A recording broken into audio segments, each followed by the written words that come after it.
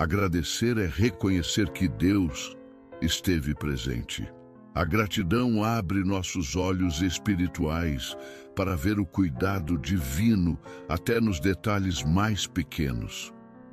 Billy Graham dizia que um coração grato é uma ponte entre o sofrimento e a esperança. Quando dizemos obrigado, escolhemos ver a graça mesmo em meio à dor. Dormir com gratidão é confiar que Deus continua no controle. Agradecer a Deus é mais do que um gesto educado. É um ato de fé. É dizer, mesmo que tudo tenha dado errado, sei que o Senhor esteve comigo. Gratidão cura feridas que palavras humanas não conseguem alcançar. Ela muda a perspectiva, fortalece a alma e acalma o espírito. Quando o coração se enche de gratidão, o medo vai embora. A paz de Deus toma o lugar da ansiedade. Como Billy Graham dizia, um coração agradecido não nega as lutas, mas escolhe honrar aquele que prometeu estar presente nelas. A segunda frase que não pode faltar é: me perdoa, Senhor. Ao final de cada dia, é preciso lembrar que falhamos. Não importa o quanto tentamos, nossas palavras, pensamentos e atitudes nem sempre agradam a Deus. E o perdão não é algo que merecemos, é um presente que recebemos. Deus conhece cada erro, cada queda, cada desvio. Mas mesmo assim, Ele continua estendendo a mão. Billy Graham dizia que o perdão de Deus é como uma chuva que lava o barro do pecado, trazendo frescor e renovação. Pedir perdão antes de dormir é como limpar o coração antes de deitar. É deixar para trás aquilo que não devemos carregar para o amanhã. Um coração arrependido encontra descanso real. Não estamos falando de culpa, mas de graça. Quando você diz, me perdoa, está reconhecendo que precisa de ajuda, que não é autossuficiente. E Deus honra essa humildade. Billy Graham lembrava que Deus não está procurando pessoas perfeitas, mas corações sinceros que desejam voltar para casa todos os dias. Há uma paz indescritível que vem após o arrependimento. Quando confessamos nossos pecados, algo muda dentro de nós. O peso some, a alma respira. Deus não joga nossos erros na nossa cara. Ele os lança no fundo do mar e escolhe não se lembrar mais deles. Dormir com o coração limpo é um presente. Não carregue culpas para o travesseiro. Deixe tudo nas mãos daquele que morreu por você.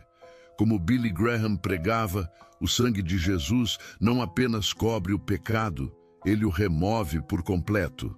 A terceira e última coisa que devemos dizer antes de dormir é: fala comigo, Senhor. Essa frase carrega uma profunda disposição de ouvir. Muitos falam com Deus, mas poucos param para escutar. No silêncio da noite, Deus sussurra verdades eternas. Ele orienta, conforta, revela. Não precisamos de palavras complicadas. Basta um coração disposto. Billy Graham dizia que Deus fala mais claramente ao coração que se esvazia de si mesmo. Quando pedimos, fala comigo, estamos dizendo, tua voz é mais importante que meus pensamentos. A voz de Deus não precisa de volume alto. Muitas vezes, ela vem em forma de paz, de lembrança, de esperança renovada. Quando você se deita com a expectativa de ouvir a Deus, algo muda. O sono se torna sagrado. A alma entra em repouso porque sabe que o Senhor está por perto. Billy Graham lembrava que Deus fala no íntimo de nosso espírito, mesmo quando tudo parece em silêncio. Então, antes de fechar os olhos, diga com fé: Senhor, eu quero ouvir o que o Senhor tem para mim. Muita gente vai dormir com medo do amanhã, preocupada com contas, diagnósticos, decisões. Mas quem fala com Deus antes de dormir, entrega tudo no altar. Quando você diz obrigado, me perdoa e fala comigo, está abrindo o coração para o céu agir. É como colocar o corpo para descansar, enquanto Deus continua trabalhando. Billy Graham dizia que a fé verdadeira se mostra nas pequenas horas, nos momentos em que ninguém vê. E confiar em Deus antes de dormir é uma das maiores expressões de fé. Deus deseja ter comunhão com você. Ele não está longe nem ocupado demais. O Criador do universo tem prazer em ouvir a sua voz. E mais ainda, deseja que você ouça a dele. Ao final do dia, quando tudo silencia, Deus continua presente. Não negligencie esse momento. Não deixe que o cansaço ou a pressa calem sua alma. Billy Graham ensinava que a oração é a respiração do Espírito. Se você para de orar, sua fé enfraquece. Fale com Deus, mesmo com palavras simples. Ele entende. A vida cristã é uma jornada diária. Não é sobre momentos grandiosos, mas sobre pequenos encontros com Deus todos os dias. E um desses encontros mais poderosos é antes de dormir. Billy Graham dizia que a paz verdadeira não vem da ausência de problemas, mas da presença constante de Deus. Ao terminar o dia com essas 3 frases, você se entrega completamente. Não importa como foi o dia. Se termina com oração, ele termina no lugar certo, nos braços do Pai. Agora respire fundo, feche os olhos com fé e diga de coração: obrigado, Senhor. Me perdoa, Senhor. Fala comigo, Senhor. Deixe essas palavras subirem ao céu como perfume suave e então durma em paz. O Deus que criou os céus também está vigiando sua noite. Ele não cochila, ele não falha. E quando o novo dia nascer, você verá que a misericórdia dele se renovou. Porque ele é fiel, sempre foi e sempre será. Boa noite, que o Senhor esteja com você.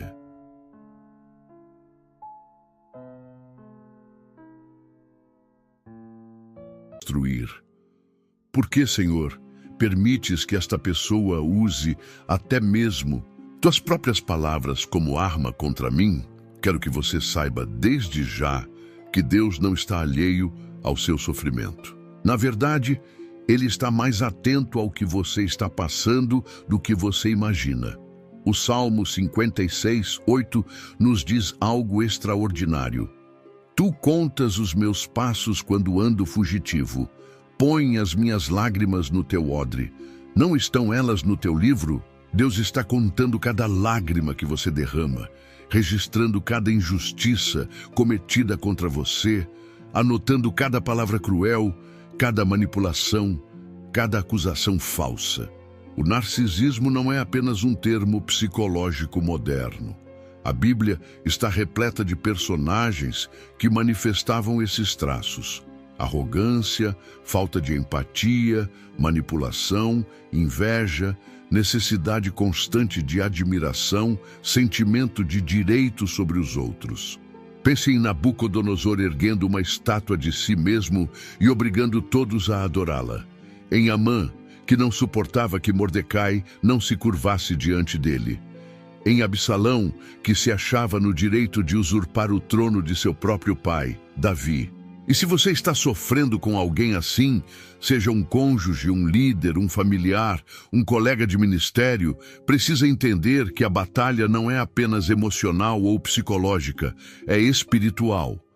Porque não temos que lutar contra carne e sangue, mas sim contra os principados, contra as potestades, contra os príncipes das trevas deste século, contra as hostes espirituais da maldade, nos lugares celestiais. Efésios 6:12. Mas aqui está a promessa que quero que você segure com toda a sua força. Deus nunca permitirá que um narcisista tenha a última palavra sobre sua vida. Nunca. Mesmo quando parece que eles estão vencendo, mesmo quando parece que eles conseguiram isolar você, diminuir sua influência, manchar sua reputação, Deus está trabalhando nos bastidores de maneira que você nem sequer pode imaginar. O Senhor pelejará por vós, e vós vos calareis. Êxodo 14:14. Nas próximas palavras, vou compartilhar com você não apenas como identificar as táticas do narcisista, mas principalmente como Deus age quando alguém tenta destruir seus filhos amados. Porque acredite, quando um narcisista tenta te destruir, ele não está apenas contra você, está contra o próprio Deus que vive em você. Quero que você se prepare para uma palavra que vai restaurar sua autoridade espiritual, que vai renovar sua identidade em Cristo, que vai te dar estratégias divinas para não apenas sobreviver, mas prosperar mesmo sob o ataque narcisista mais feroz. Porque é exatamente nos momentos em que o inimigo tenta te destruir que Deus manifesta seu poder mais extraordinário. Como diz Isaías 59:19. Quando vier o inimigo como um rio, o Espírito do Senhor levantará contra ele a sua bandeira. Prepare seu coração. Esta não é apenas uma mensagem de consolo, é uma convocação para a batalha espiritual. Uma batalha que no reino de Deus você já venceu antes mesmo de começar a lutar. Antes de prosseguirmos, quero que você respire fundo e declare em voz alta: se Deus é por mim, quem será contra mim? Porque esta é a verdade que o narcisista mais teme que você descubra, que não é o poder dele que determina seu destino, mas o poder de Deus em você. Deus tem algo poderoso para te revelar hoje. Algo que vai mudar completamente sua perspectiva sobre esse desafio que você está enfrentando. O narcisista que tenta te destruir não sabe que está, na verdade, ativando um dos princípios mais poderosos do reino de Deus na sua vida. Um princípio que encontramos na história de José, quando ele finalmente confronta seus irmãos que tentaram destruí-lo. Vós, na verdade, intentastes o mal contra mim, porém Deus o tornou em bem. Gênesis 50:20. Este é o momento de descobrir o que Deus faz quando um narcisista tenta te destruir e como ele pode transformar até mesmo essa dolorosa experiência em algo que servirá ao seu propósito eterno em sua vida. Primeiramente, precisamos entender a natureza do ataque narcisista contra você. O narcisista não ataca aleatoriamente. Ele ataca precisamente aquilo que vê como ameaça ou aquilo que cobiça. Se você está sendo atacada, é porque há algo em você que o narcisista ou teme ou deseja possuir. Talvez seja seu dom, sua unção, sua influência, sua paz interior, seu relacionamento com Deus, sua integridade, sua capacidade de conexão genuína com as pessoas. O rei Saul não perseguiu Davi porque Davi era insignificante. Perseguiu-o precisamente porque reconhecia nele a unção que ele mesmo havia perdido. O faraó não mantinha os israelitas escravizados porque eles eram fracos. Fazia isso porque temia seu crescimento e potencial. Jezabel não odiava Elias porque ele era impotente. Odiava-o porque reconhecia nele um poder espiritual que ameaçava seu controle. Portanto, minha irmã, quando você é alvo de um narcisista, a primeira coisa que Deus faz é revelar através desse ataque o valor do que ele colocou em você. O ataque é, ironicamente, uma validação do seu chamado. Bem-aventurados sois, Vós, quando vos injuriarem e perseguirem e mentindo disserem todo o mal contra vós por minha causa, exultai e alegrai-vos, porque é grande o vosso galardão nos céus, porque assim perseguiram os profetas que foram antes de vós. Mateus 5, 11, 12. Quando Jezabel ameaçou matar Elias após o confronto no Monte Carmelo, ele fugiu para o deserto, caiu em depressão e pediu para morrer. Ele havia acabado de experimentar uma das maiores manifestações do poder de Deus: fogo caindo do céu, chuva após anos de seca, e ainda assim, a ameaça de uma narcisista o levou a um estado de medo e desespero. Parece familiar? Quantas vezes, mesmo após experimentarmos a fidelidade de Deus, permitimos que as ameaças e manipulações de um narcisista nos levem ao medo? Mas veja o que Deus fez com Elias naquele momento crítico. Primeiro, ele cuidou de suas necessidades físicas, enviou um anjo para alimentá-lo. Muitas vezes, subestimamos como o abuso narcisista nos afeta fisicamente, drenando nossas energias, roubando nosso sono, minando nossa saúde. E o primeiro ato de Deus é restaurar aquilo que o narcisista tentou destruir: seu bem-estar físico e emocional.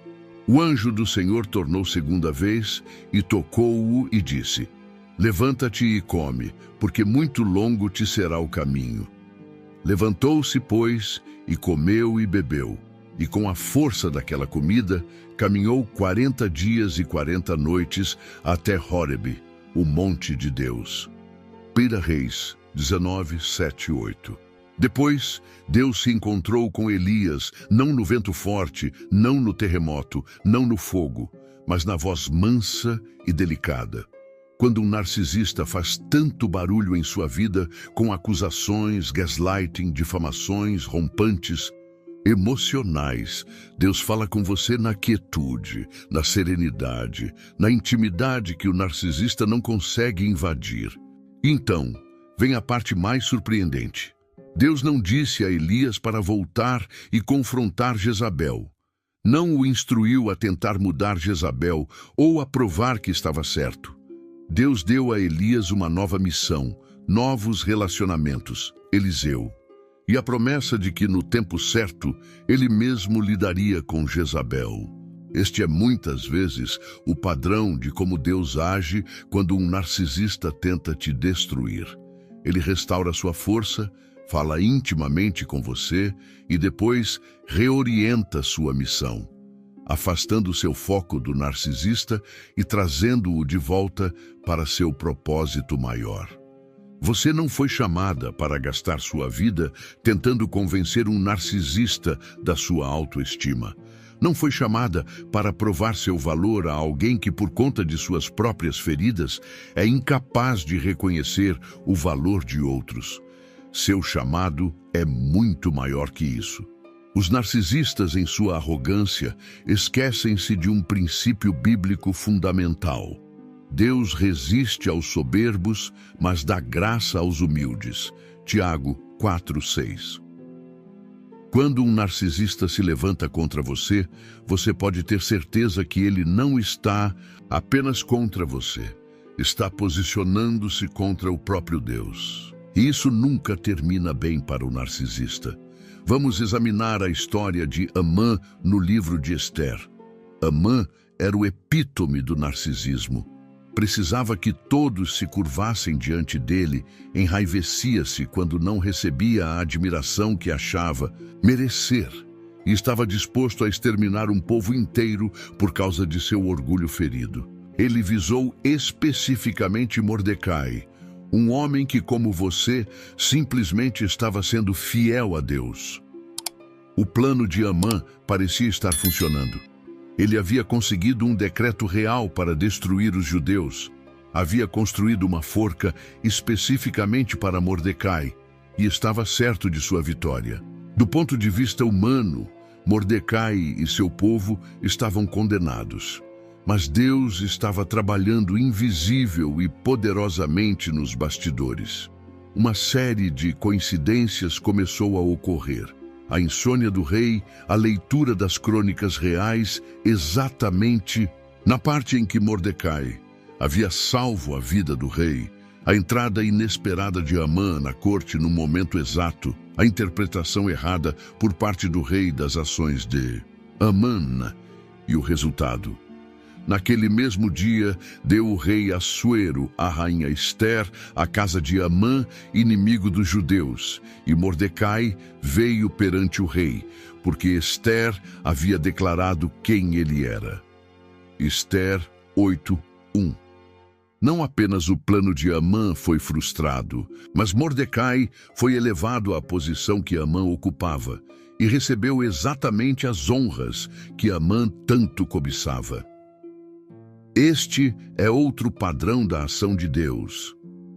Aquilo que o narcisista planeja para sua destruição, Deus transforma em instrumento para sua elevação. A forca que Amã construiu para Mordecai tornou-se o instrumento da própria execução de Amã.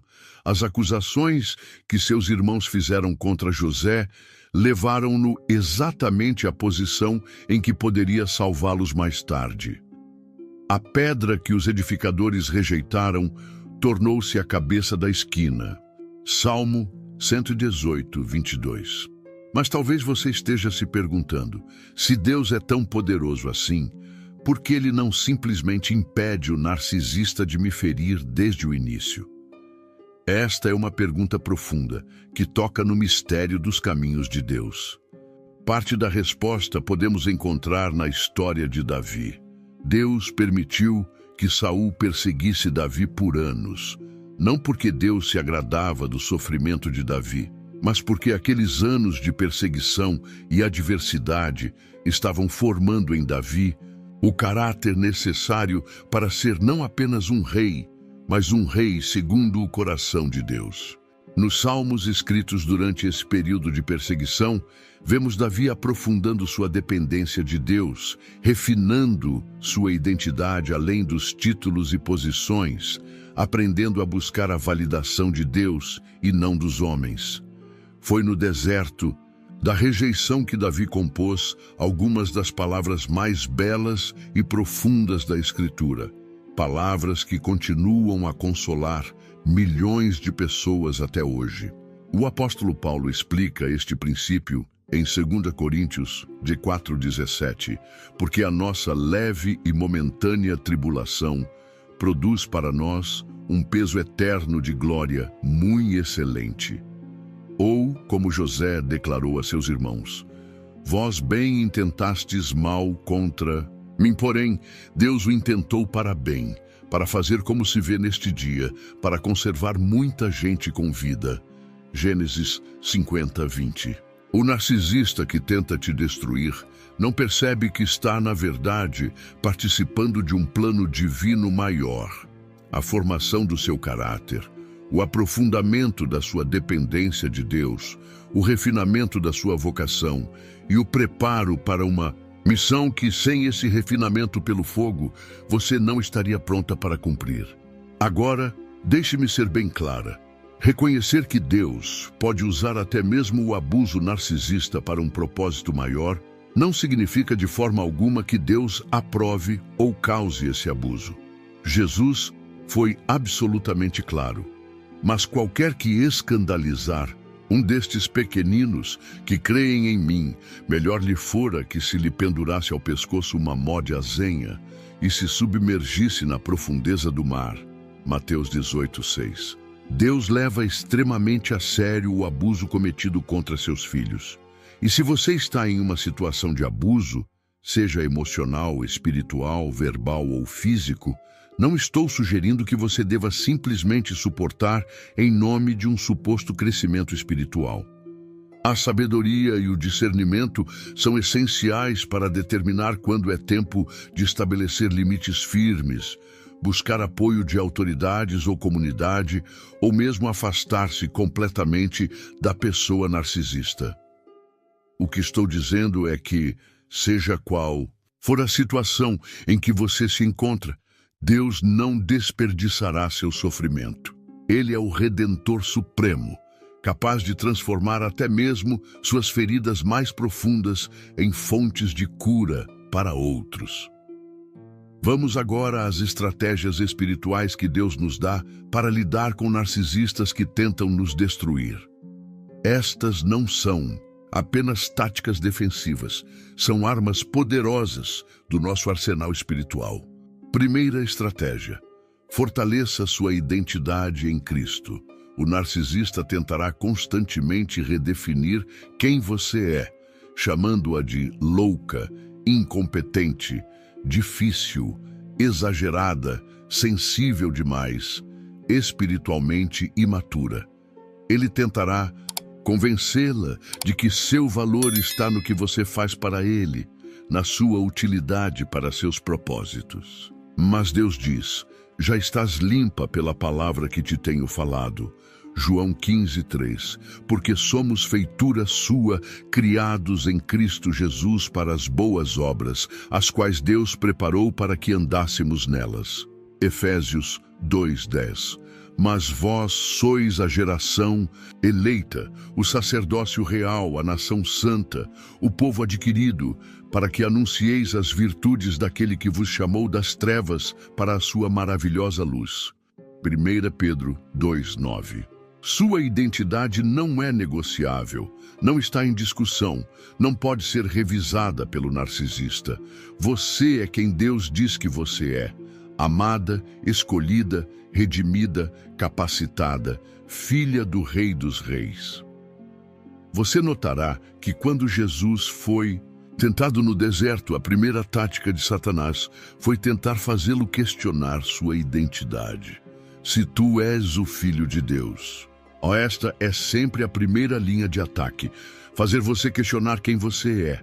E a resposta sempre deve ser ancorada não em seus feitos, seus dons ou no que outros pensam de você, mas na palavra imutável de Deus. Segunda estratégia: pratique o discernimento espiritual. Jesus nos instruiu: sede, pois, prudentes como as serpentes e simples como as pombas. Mateus 10:16. O narcisista vive em um mundo de engano, frequentemente enganando primeiro a si mesmo e depois aos outros. Você não pode confiar em sua realidade distorcida, em suas promessas vazias, em seus momentos de aparente arrependimento que rapidamente se revertem em novos ciclos de abuso. O discernimento espiritual envolve aprender a distinguir entre a verdade e a mentira, entre a convicção do Espírito Santo e a condenação do acusador, entre a culpa legitimamente sua e a culpa que o narcisista está projetando em você. E não vos conformeis com este mundo, mas transformai-vos pela renovação do vosso entendimento, para que experimenteis qual seja a boa, agradável e perfeita vontade de Deus. Romanos 12:2.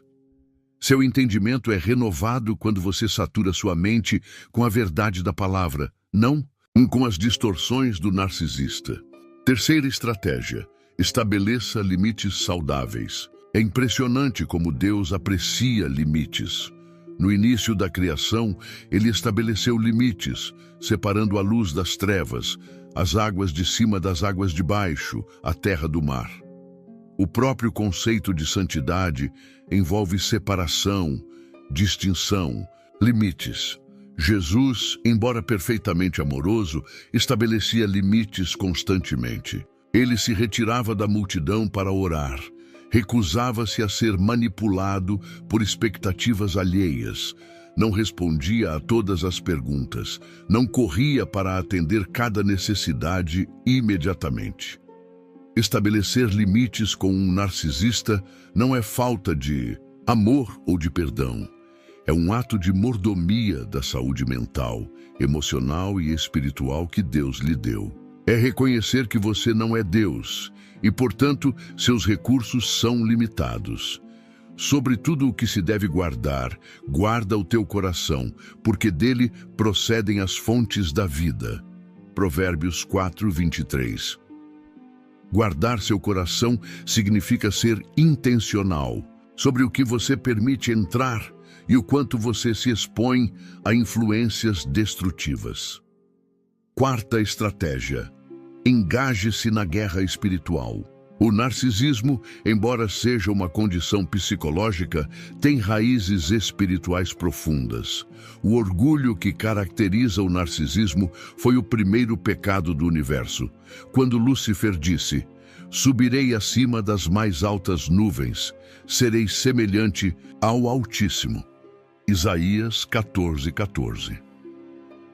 Quando você lida com um narcisista, está enfrentando não apenas feridas psicológicas e padrões comportamentais, mas fortalezas espirituais. Porque as armas da nossa milícia não são carnais, mas sim poderosas em Deus para a destruição das fortalezas. 2 Coríntios 10:4. Isso significa que sua estratégia não pode se limitar a técnicas psicológicas ou de comunicação. Você precisa orar, jejuar, declarar a palavra, repreender no nome de Jesus, cobrir-se com o sangue de Cristo, vestir toda a armadura de Deus descrita em Efésios 6. Lembre-se: sujeitai-vos, pois, a Deus, resisti ao diabo, e ele fugirá de vós. Tiago 4:7. Note a ordem: primeiro, sujeição a Deus, depois, resistência ao diabo. Muitas vezes queremos resistir à manipulação e ao abuso, mas sem primeiro estabelecer nossa total dependência e submissão a Deus. E assim, nossa resistência carece de poder. Quinta estratégia: cultive comunidade autêntica. O isolamento é uma das táticas favoritas do narcisista. Ele tentará separar você de qualquer pessoa que possa oferecer uma perspectiva diferente da dele, que possa apoiá-la ou validar sua realidade. Deus, por outro lado, é fundamentalmente relacional, existindo desde a eternidade como Pai, Filho e Espírito Santo em perfeita comunhão. Ele criou a humanidade para relacionamento e estabeleceu a igreja como um corpo, onde nenhum membro deve funcionar isoladamente. Melhor é serem dois do que um, porque se um cair, o outro levanta o seu companheiro. Eclesiastes 4, 9, 10. Confessai as vossas culpas uns aos outros e orai uns pelos outros para que sareis. A oração feita por um justo pode muito em seus efeitos. Tiago 5,16. Você precisa de outras pessoas, pessoas saudáveis, maduras, cheias do Espírito, que possam oferecer perspectiva quando sua realidade está sendo distorcida, que possam orar quando você está fraca demais para orar, que possam te ajudar a discernir a voz de Deus quando tantas vozes conflitantes estão gritando em seus ouvidos.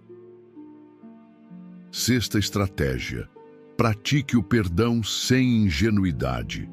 Jesus foi absolutamente claro quanto à necessidade de perdoar, porque se perdoardes aos homens as suas ofensas, também vosso Pai Celestial vos perdoará a vós. Mateus 6,14. No entanto, perdoar um narcisista não significa voltar ao mesmo padrão de relacionamento. Não significa confiar cegamente em alguém que tem um longo histórico de quebra de confiança. Jesus nos instruiu a ser prudentes como as serpentes. Afinal, o perdão é primariamente entre você e Deus. É você liberando seu direito à vingança, entregando o narcisista à justiça de Deus, escolhendo não ser consumida pelo ressentimento e amargura. Não vos vingueis a vós mesmos, amados, mas dai lugar à ira, porque está escrito: minha é a vingança, eu recompensarei, diz o Senhor. Romanos 12:19. Sétima estratégia: espere pelo tempo de Deus. Quando você está sofrendo, quer alívio imediato. Quer que Deus intervenha agora mesmo e remova o narcisista da sua vida ou transforme-o miraculosamente. E Deus certamente pode fazer isso. Ele é o Deus do impossível. Mas, frequentemente, Deus opera no tempo que mais beneficia seu plano maior. Davi foi ungido rei muito antes de assumir o trono. José teve sonhos proféticos anos antes de ver seu cumprimento. O povo de Israel clamou por séculos antes do Messias chegar. Tudo tem o seu tempo determinado e há tempo para todo o propósito debaixo do céu. Eclesiastes 3:1. Confiar no tempo de Deus não é passividade ou negação, é fé na sua soberania e bondade. Esperei com paciência no Senhor, e Ele se inclinou para mim e ouviu o meu clamor. Tirou-me de um lago horrível, de um charco de lodo, pôs os meus pés sobre uma rocha, firmou os meus passos. E pôs um novo cântico na minha boca, um hino ao nosso Deus. Muitos o verão e temerão e confiarão no Senhor. Salmo 41:3. Oitava estratégia. Foque-se na sua missão, não no narcisista. É fácil tornar-se tão consumida pelo abuso narcisista que todo seu tempo, energia e atenção se voltam para tentar entender o narcisista, prever seus movimentos, evitar seus gatilhos, responder às suas acusações, recuperar-se dos seus ataques. Mas Deus tem um chamado para você que é maior que esse relacionamento problemático. O narcisista adoraria pensar que ele é o centro do seu mundo. Não dê esse prazer a ele. Neemias oferece um exemplo poderoso. Quando seus inimigos tentavam distraí-lo, manipulá-lo e ameaçá-lo para impedir a reconstrução dos muros de Jerusalém, sua resposta foi firme. Estou fazendo uma grande obra, de modo que não poderei descer. Por que cessaria esta obra enquanto eu a deixasse e fosse ter convosco? Neemias 6:3. Use este período difícil para clarificar e fortalecer seu chamado. O narcisista não define seu propósito, Deus o faz. E muitas vezes o ataque mais feroz ocorre justo antes do seu maior avanço no reino. Nona estratégia.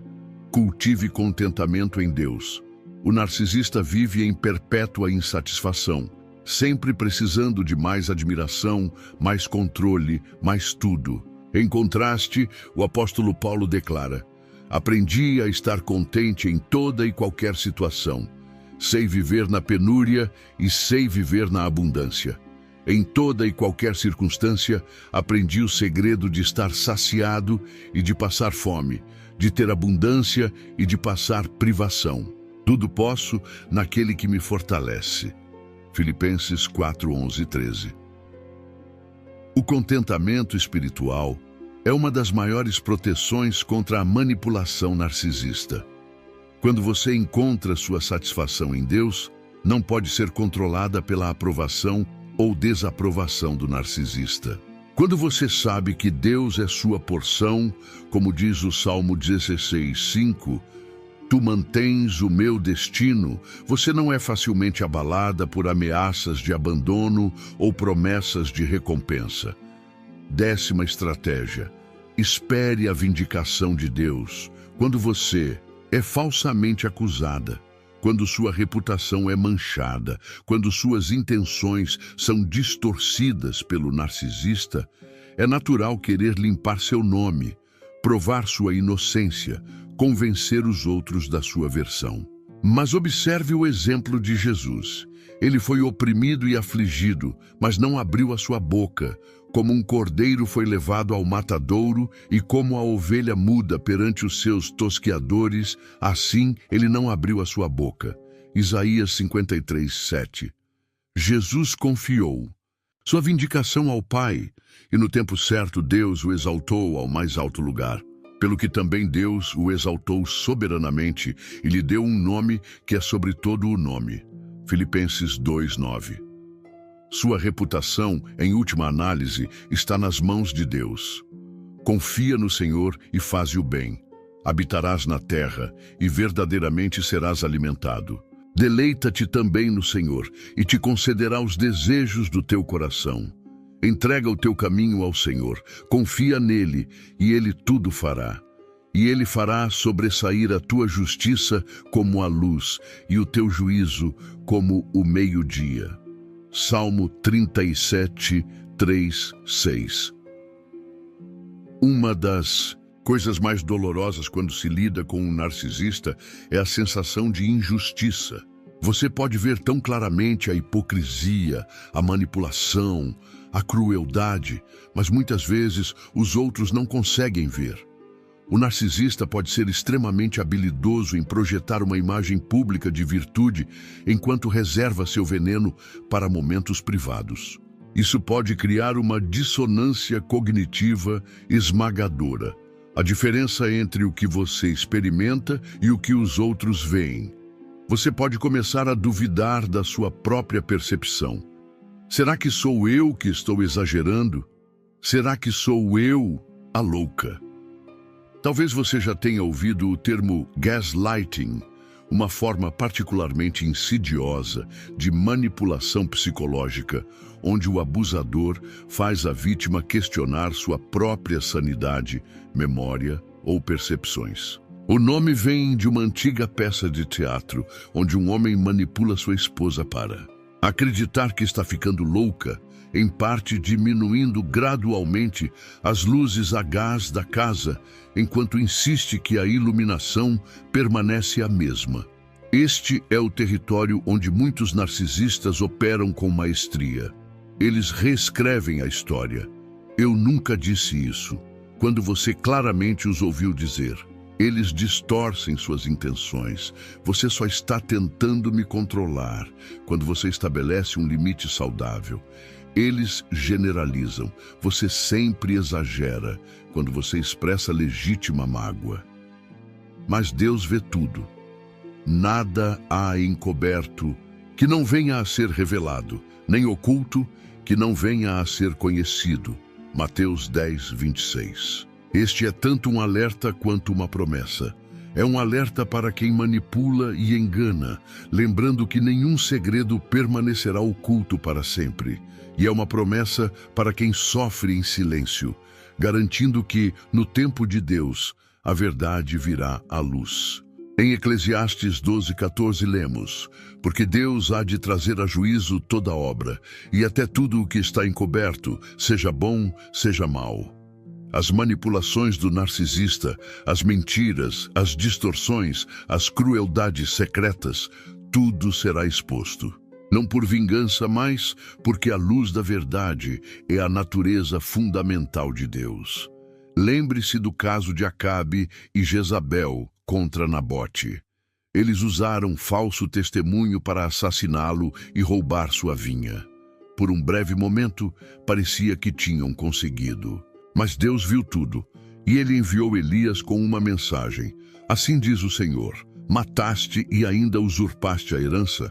Assim diz o Senhor: no lugar em que os cães lamberam o sangue de Nabote, os cães lamberão o teu próprio sangue. 1 Reis 21, 19. A vindicação de Deus pode não vir no seu cronograma preferido. Ela pode não vir da maneira que você espera, mas ela virá, porque Deus é justo. Enquanto isso, o que Deus faz? Ele fortalece você na batalha. Como diz Isaías 40, 29 e 31, ele dá força ao cansado e aumenta as forças ao que não tem nenhum vigor. Os jovens se cansarão e se fatigarão, e os moços certamente cairão. Mas os que esperam no Senhor renovarão as forças, subirão com asas como águias, correrão e não se cansarão, caminharão e não se fatigarão.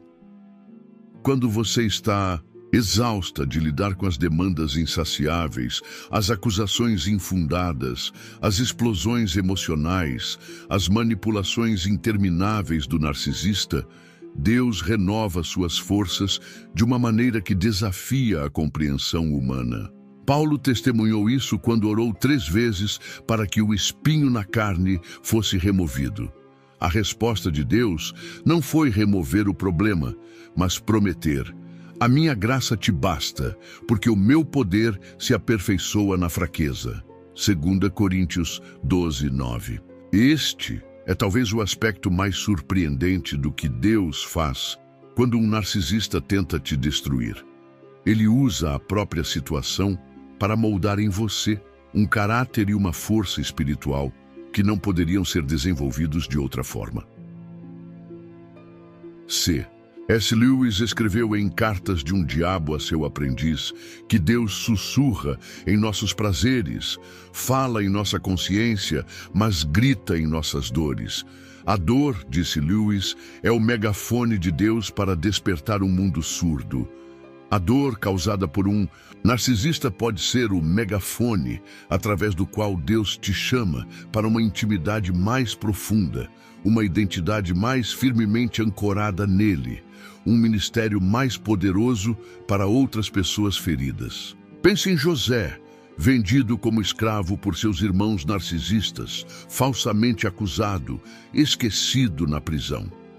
Deus permitiu que ele passasse por tudo isso, não porque se agradava do seu sofrimento, mas porque estava preparando-o para uma missão que salvaria nações. No final da história, José pôde dizer sinceramente: "Vós bem intentastes mal contra mim, porém Deus o intentou para bem." Gênesis 50, 20. O narcisista intentou sua destruição, mas Deus transformou essa intenção em instrumento para seu crescimento, refinamento e, ultimamente, elevação. Em Romanos 8, 28, Paulo nos dá uma promessa poderosa: "E sabemos que todas as coisas contribuem juntamente para o bem daqueles que amam a Deus, daqueles que são chamados segundo o seu propósito." Não são algumas coisas, não são apenas as coisas boas, são todas as coisas, incluindo os ataques narcisistas mais cruéis, que Deus pode e vai transformar para o seu bem, se você permanecer firmemente conectada a Ele. E qual é o propósito final de Deus para você? Porque os que dantes conheceu, também os predestinou para serem conformes à imagem de seu Filho. Romanos 8, 29. Deus está formando Cristo em você. E, ironicamente, a fornalha ardente do relacionamento com um narcisista pode ser um dos instrumentos mais eficazes para esse processo de transformação. Isso não significa que você deve permanecer passivamente em situações abusivas. Há momentos em que o amor a si mesma e a responsabilidade pelo seu bem-estar e o de outros, como seus filhos, exigem que você estabeleça limites firmes, se afaste, busque ajuda ou mesmo corte completamente o relacionamento com o narcisista. Mas significa que qualquer que seja a situação em que você se encontra, Deus está trabalhando em você e através de você.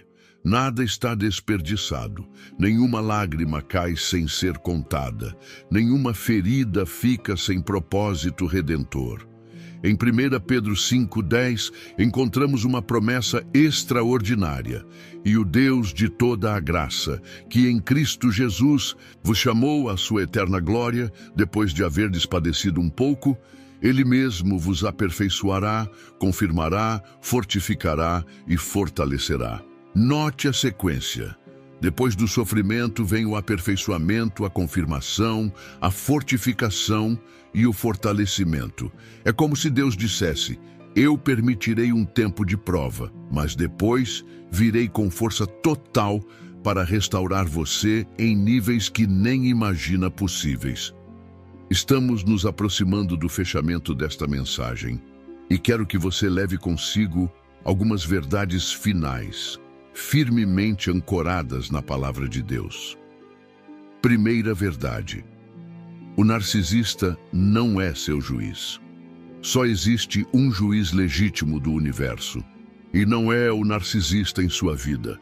Há um só legislador e um só juiz que pode salvar e destruir. Tu, porém, quem és, que julgas a outrem? Tiago 4,12. Não importa quantas acusações o narcisista lance contra você, quantos veredictos ele pronuncie sobre seu caráter, suas intenções, suas capacidades, seu chamado, Ele não tem autoridade espiritual para definir quem você é. Essa autoridade pertence exclusivamente a Deus. Portanto, agora, nenhuma condenação há para os que estão em Cristo Jesus, que não andam segundo a carne, mas segundo o Espírito. Romanos 8:1. A condenação do narcisista não tem poder sobre você quando você está firmemente estabelecida em sua identidade em Cristo. Segunda verdade, Deus vê tudo e a justiça dele prevalecerá. Você pode se sentir invisível, não ouvida, incompreendida, mas Deus vê cada detalhe do que está acontecendo. Os olhos do Senhor estão em todo lugar, contemplando os maus e os bons. Provérbios 15:3. E não há criatura alguma encoberta diante dele. Antes todas as coisas estão nuas e patentes aos olhos daquele com quem temos de tratar. Hebreus 4:13. As manipulações do narcisista podem enganar outros, podem até mesmo temporariamente confundir você, mas nunca enganam a Deus. E a palavra nos assegura: não erreis, Deus não se deixa escarnecer, porque tudo o que o homem semear, isso também ceifará. Gálatas 6:7. Terceira verdade: você crescerá através deste desafio. A promessa de Deus não é apenas de sobrevivência, é de transformação. E não só isto, mas também nos gloriamos nas tribulações, sabendo que a tribulação produz a paciência, e a paciência a experiência, e a experiência a esperança. Romanos 5:3-4. O ataque narcisista não terá a última palavra sobre sua vida. O que o inimigo planejou para sua destruição, Deus usará para sua construção. O fogo destinado a consumir você será transformado no fogo que purifica, fortifica e prepara. Quarta verdade: você não está sozinha nesta batalha. Você tem o próprio Deus lutando por você. O Senhor pelejará por vós e vós vos calareis. Êxodo 14:14. Não temas, porque eu sou contigo. Não te assombres, porque eu sou teu Deus. Eu te fortaleço e te ajudo e te sustento com a destra da minha justiça. Isaías 41:10. E você não está sozinha humanamente também. Há outros que entenderam a natureza do abuso narcisista, que viveram experiências semelhantes, que podem oferecer sabedoria, conforto e direção. Busque essa comunidade. Seja essa comunidade para outros que estão passando pelo que você já passou. Chegou o momento de orarmos juntas. Vou guiá-la em uma oração de libertação, restauração e comissionamento. Sinta-se à vontade para repetir estas palavras em seu coração ou em voz alta. Pai Celestial, venho diante de Ti reconhecendo que estou ferida, confusa e muitas vezes esgotada pela batalha contra o narcisismo em minha vida. Talvez eu tenha questionado Teu amor, Teu cuidado, Tua justiça enquanto suportava manipulação, gaslighting, abuso emocional ou espiritual, desvalorização e rejeição. Hoje, escolho olhar além do narcisista para Ti, o verdadeiro juiz, o verdadeiro pai, o verdadeiro pastor da minha alma. Rejeito cada mentira que foi falada sobre mim. Rejeito a falsa culpa que me foi imposta. Rejeito as falsas expectativas que me foram colocadas. Escolho perdoar, não porque o que foi feito é aceitável, mas porque não quero carregar o peso do ressentimento. Entrego o narcisista em Tuas mãos, confiando que Tua justiça prevalecerá. Peço pela cura das feridas do meu coração. Peço pela restauração da minha identidade. Peço pela renovação da minha mente para que eu possa discernir a verdade da mentira, a manipulação da comunicação genuína, o abuso do amor verdadeiro. Declaro que o narcisista não define quem eu sou. Tu defines quem eu sou. Sou amada, sou escolhida, sou capacitada, sou chamada para um propósito que transcende este relacionamento doloroso. Quando o inimigo vier como uma inundação, levantarás bandeira contra ele. Faço esta declaração de fé. Aquilo que foi planejado para me destruir, tu usarás para me fortalecer. Onde houve morte, trarás vida. Onde houve confusão, trarás clareza. Onde houve escuridão, trarás luz. Recebo tua comissão para usar minhas próprias feridas como fonte de cura para outros. Através da minha experiência, poderei estender a mão àqueles que estão onde eu estive, oferecendo a esperança e a sabedoria que recebi de ti. O Senhor é o meu pastor, nada me faltará.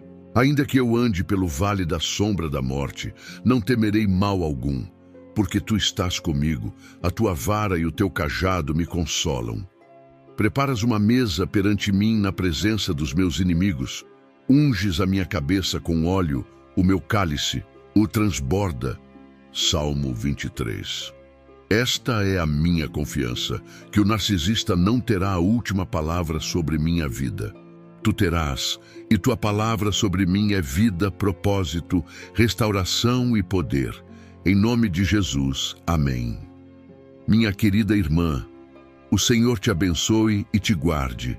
O Senhor faça resplandecer o seu rosto sobre ti e tenha misericórdia de ti. O Senhor sobre ti levante o seu rosto e te dê a paz. Números 6, 24, 26. Saiba que os anjos do Senhor acampam-se ao redor dos que o temem e os livram. Salmo 34, 7.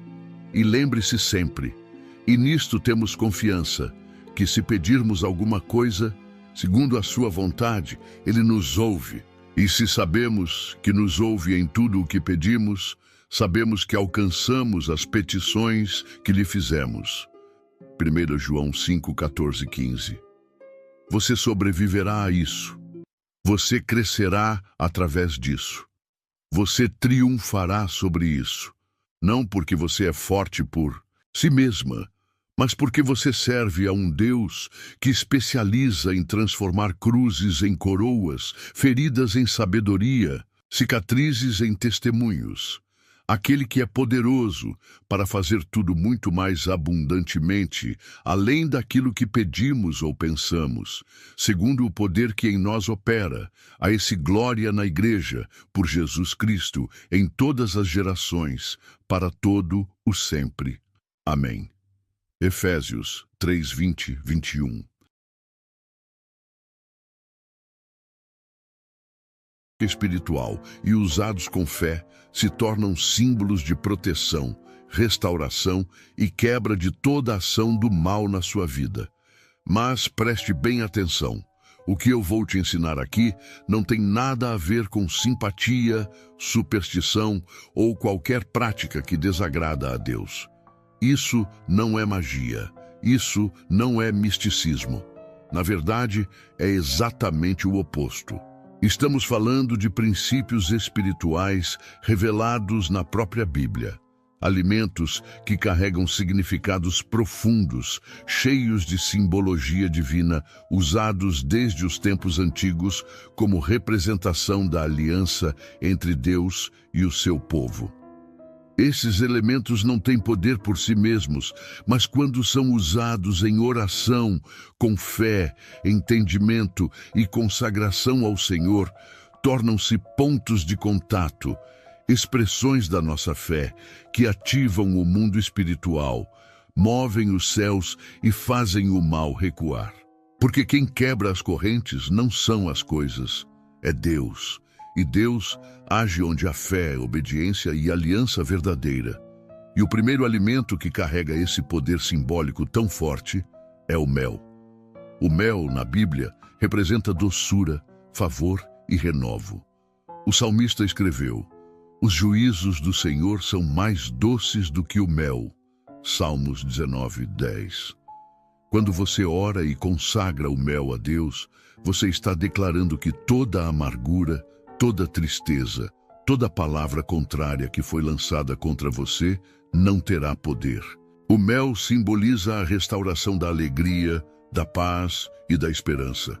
Ele é como um bálsamo de Deus que cura as feridas emocionais, sara as dores da alma e cobre a sua vida com a graça divina. Assim como a abelha transforma o néctar em mel, Deus transforma situações amargas em testemunhos doces. Onde há a presença de Deus, o mel espiritual cobre, protege e adoça até os ambientes mais pesados. O segundo alimento é o sal. Jesus disse claramente: vós sois o sal da terra. Mateus 5,13. O sal, na Bíblia, é mais do que tempero. Ele representa pacto, preservação, pureza e proteção. No Antigo Testamento, alianças eram seladas com sal, pois ele simboliza algo que não se corrompe, que não se perde. Quando você ora e consagra o sal a Deus, você está declarando que há uma aliança viva e inquebrável entre você e o Senhor dos Exércitos. O sal espiritual tem o poder de preservar sua vida, sua casa e sua família da contaminação espiritual, das setas de inveja, das palavras de maldição e dos ataques invisíveis do inimigo. Ele seca as raízes do mal, neutraliza a podridão espiritual, desfaz ciladas e impede que qualquer obra de feitiçaria encontre morada na sua vida. Onde há aliança com Deus, não há espaço para o mal. O terceiro alimento é o azeite de oliva, que na palavra de Deus é símbolo da unção, da presença do Espírito Santo e do poder que despedaça todo jugo. Em Tiago 5,14, a orientação bíblica é clara. Se alguém estiver doente, chame os presbíteros da igreja e estes orem sobre ele, ungindo-o com azeite. O azeite, desde os tempos bíblicos, é usado para separar, consagrar, proteger e santificar. Quando você unge sua casa, seus filhos, sua porta, seu trabalho, você está, na verdade, declarando: aqui não há espaço para as trevas. Aqui reina o Espírito Santo. Este lugar está debaixo da autoridade do Deus vivo. O azeite representa o fogo do céu que destrói toda seta do inimigo, rompe cadeias invisíveis, fecha portas espirituais negativas e atrai o favor de Deus sobre tudo o que você faz. Onde há unção, o mal não prevalece. O quarto alimento poderoso é o pão. Jesus disse: eu sou o pão da vida. João 6,35. O pão na Bíblia simboliza provisão, sustento, comunhão e presença de Deus. Quando você olha para o pão, lembre-se que Deus é quem sustenta sua vida, sua casa e seu futuro. Não é o salário, não é o governo, não é a força dos seus braços, mas é o Senhor, aquele que supre cada necessidade. Ter pão consagrado em casa, orar sobre ele, representa espiritualmente que ali não faltará provisão, que a miséria, o espírito de escassez e de ruína não encontrarão lugar. Onde há pão consagrado, há fartura espiritual e material. Deus derrama do seu maná, do seu cuidado, e toda palavra de fracasso, de falência, de miséria e destruição se desfaz. Porque quem habita no esconderijo do Altíssimo não vive na falta, mas na abundância da graça. O quinto alimento é a uva, que representa a aliança, a alegria e o sangue de Jesus. A uva não é só fruto. Na Bíblia, ela é símbolo da nova aliança selada no Calvário. Jesus, na última ceia, tomou o cálice de vinho, feito da uva, e disse: este é o cálice da nova aliança no meu sangue. Lucas 22:20. Quando você ora e lembra desse símbolo, você declara que está debaixo da cobertura do sangue de Cristo, que nenhuma maldição, nenhuma palavra contrária, nenhum espírito de tristeza, solidão, depressão ou amarração tem autoridade sobre sua vida. A uva, espiritualmente, traz de volta a alegria, renova a esperança e lembra que há uma aliança inquebrável entre você e Deus. Onde há a marca do sangue do Cordeiro, o inimigo não toca. O sexto alimento é o trigo. Jesus, na parábola do joio e do trigo, ensinou que o trigo representa aqueles que são filhos do reino, aqueles que são plantados por Deus na terra para frutificar. O trigo é símbolo de fartura, de colheita, de bênçãos que se multiplicam. Quando você consagra sua vida, sua casa, seus projetos a Deus, espiritualmente você está dizendo: eu sou o trigo do Senhor, eu sou separado, minha casa é solo fértil, aqui não há espaço para joio, para pragas, para destruição, nem para as obras das trevas. O trigo representa bênçãos que não são passageiras, mas que se multiplicam. Onde há trigo espiritual, não há escassez, não há portas fechadas, não há maldição que permaneça. Porque quem planta no reino, colhe milagres, colhe favor e colhe livramentos. E o sétimo alimento, que fecha esse círculo de proteção espiritual, é a água. Jesus declarou à mulher samaritana: quem beber da água que eu lhe der, nunca mais terá sede. João 4,14. A água, na Bíblia, representa o Espírito Santo, purificação, limpeza, renovo e vida.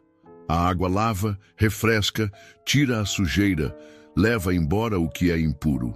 Quando você ora pedindo: Senhor, derrama tua água viva sobre mim, sobre minha casa, sobre minha família, espiritualmente você está clamando por limpeza, libertação e renovo.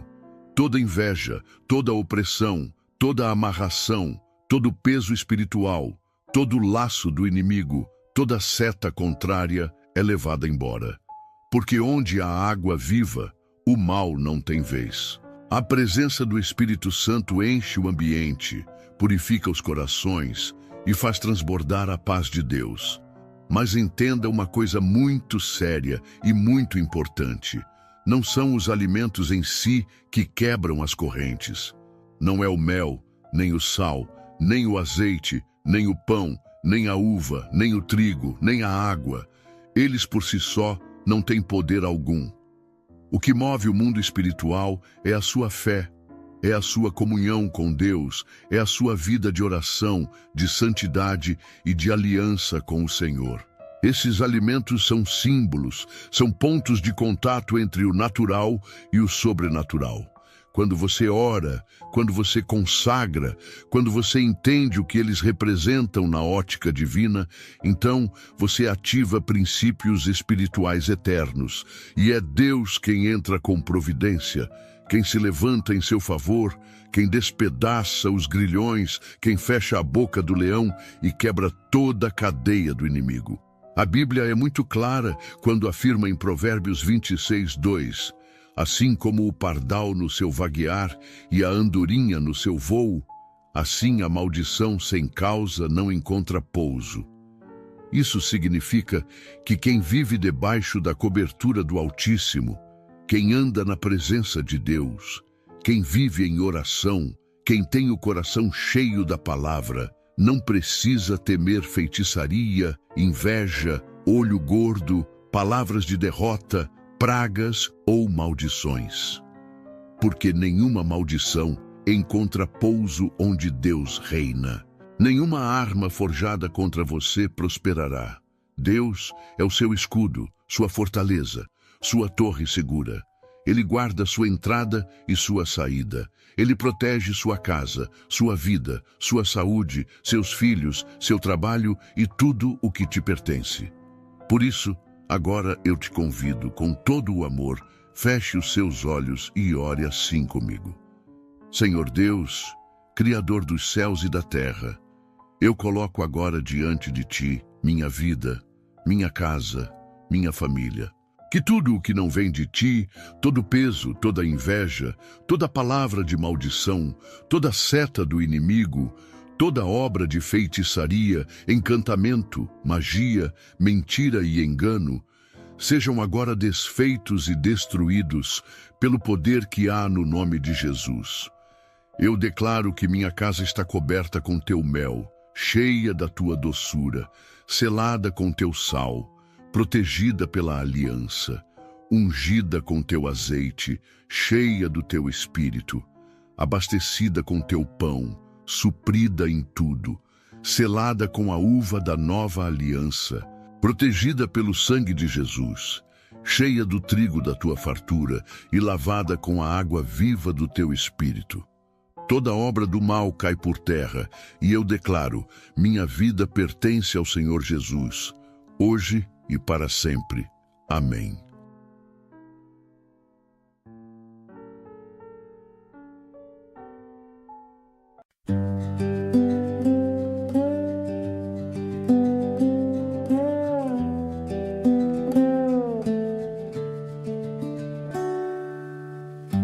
Autumn sketches, quiet signs on the paths we leave behind. Golden leaves like letters fall, writing routes we can recall. Every step a faded trace, carried in the wind's embrace. Footprints vanish with the breeze, but these leaves show where we'll be. Hold the trembling in your hand, feel the map of shifting lands. Though the ground might fade away, the map remains in what we say. Maps written by fallen leaves, guiding hearts through shifting breeze. Every color, every scene shows the truth beneath the dream. Walk the roads we never chose, follow where the leaf wind blows. Maps written by falling leaves, lead me where my spirit breathes. Shadows dance in amber light, shaping stories out at night. Lanes of gold and lanes of rust, trust the path that drifted dust. If the world forgets your name, don't you dare forget the flame. In the rustle of the trees, your direction rides the breeze. Lift your eyes to open skies, where the fallen leaf survives. In the drift and in the fall, find the map beyond it all. Maps written by fallen leaves, guiding hearts through shifting breeze. Every color, every scene shows the truth beneath the dream. Walk the roads we never chose, follow where the leaf wind blows. Maps written by falling leaves, lead me where my spirit breathes.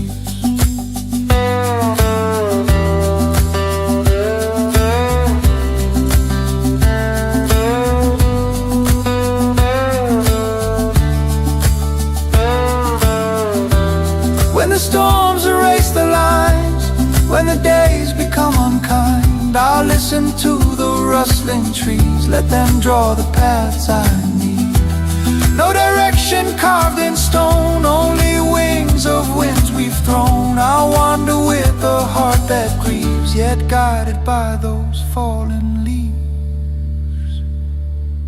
Maps written by fallen leaves carry hopes through silent deeds. Every bend and every turn teaches what we need to learn.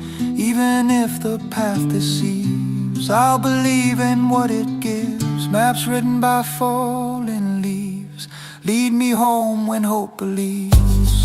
Oh.